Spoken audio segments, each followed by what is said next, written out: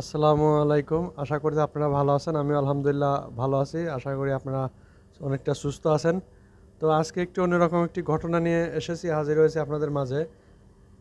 আমরা কিন্তু জানি যে একজন মোটরসাইকেল রাইডার বা যে কোনো মানুষ সুস্থ থাকলে পরে কোথাও আমরা কিন্তু যাই না। আর অসুস্থ হলে কিন্তু আমরা ফার্মেসিতে যাই অথবা আমরা হসপিটালে যাই।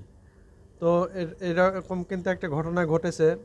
এই একটি হনুমান একটি বাজারে ফার্মেসিতে এসে সেখানে কিন্তু আশ্রয় নেয়।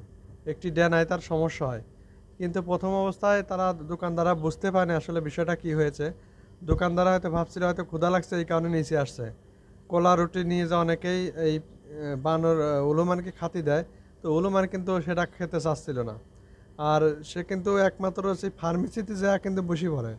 তো ফার্মেসিতে যাওয়ার পরে কোথাও যাচ্ছিল না, খাবারও খাচ্ছিল না। তখন একজন মানুষ দেখতে পায় যে তার একপাশে ডেনায় রক্ত বেরোচ্ছে। তো তখন বুঝতে পেরে তো ডাক্তারকে বললেন আপনারা একটু দেখেন, ব্যান্ডেজ করে দেন, ওষুধ লাগাই দেন। তো তখন এই ফার্মেসিওয়ালা তখন বললো যে ঠিক আছে আমরা দেখতেছি। তখন ফার্মেসিওয়ালা ওষুধ লাগিয়ে দেয়, ভায়োডিন। ভায়োডিন লাগানোর পরে অনেকটাই হয়তো ভালো লাগে। আর বারবার ওই জায়গাটা কিন্তু কত জায়গায় দেখা দিচ্ছিল হাত দিয়ে হনুমানটি। হয়তো আমি ভিডিওতে দেখাতে পারতেছি না বা আমি ওই জিনিসটা দেখাতে পারতেছি না। তো আমি দেখেছি ঘটনাটি। তো তারপরে এক পর্যায়ে হনুমানটি প্রায় 2-3 ঘন্টা কিন্তু ওখানেই অবস্থান করে, কোথাও যায় না। পরিপূর্ণভাবে যখন বায়োডিন লাগান পরে যখন ওষুধ লাগিয়ে দিয়ে ব্যান্ডেজ করে দেয়, তারপর প্রায় 2-3 ঘন্টা ওখানে রেস্ট করে। রেস্ট করার পর যখন হনুমানটি ভালো লাগে তখন একাই একাই কিন্তু ওখান থেকে চলে যায়। তো এই জন্য পশু পাখি কথা না বললেও অনেক সময় বুঝে নিতে আসলে তাদের ভাষাটা কি। তো এই জন্যে আমরা অনেক সময় কিন্তু এই বাস্তব ঘটনাগুলো সামনে আসলে পরে এগুলো আমরা মাথায় রাখবো যে আসলে সে কী চাচ্ছে। যেমন মানুষের কথাই বলি, মানুষ বুবার প্রাণী, বুবা আছে কিন্তু দু একজন মানুষ আল্লাহ তাআলা সৃষ্টি করে। তো সে কিন্তু বলতে পারে না, তো ইশারা ইঙ্গিত দিয়ে বোঝাতে পারে, কিন্তু হনুমানটিও কিন্তু ওই রকম ইশারা ইঙ্গিত দিয়ে বোঝাতে পারতেছিল। এই ঘটনাটি ঘটেছিল মেহেরপুর শহরে কাছারি বাজার এক ফার্মেসিতে।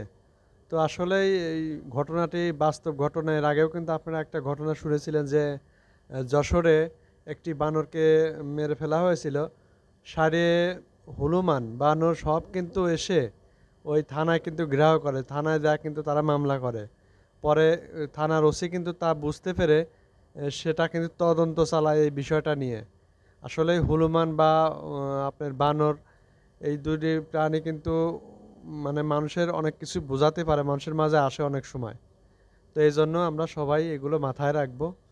আর বিশেষ করে যে হনুমানের কথা আমি বলতেছিলাম যে অসুস্থ, হনুমানটি কিন্তু এক পরে যাওয়ার মানে ওখান থেকে যাচ্ছিলই না। ঠিক আছে, কাউকে কিছু বলতেও ছিল না, যে কাউকে মানে ভয় দেখাবে এমন কিছু বলতেছিল না।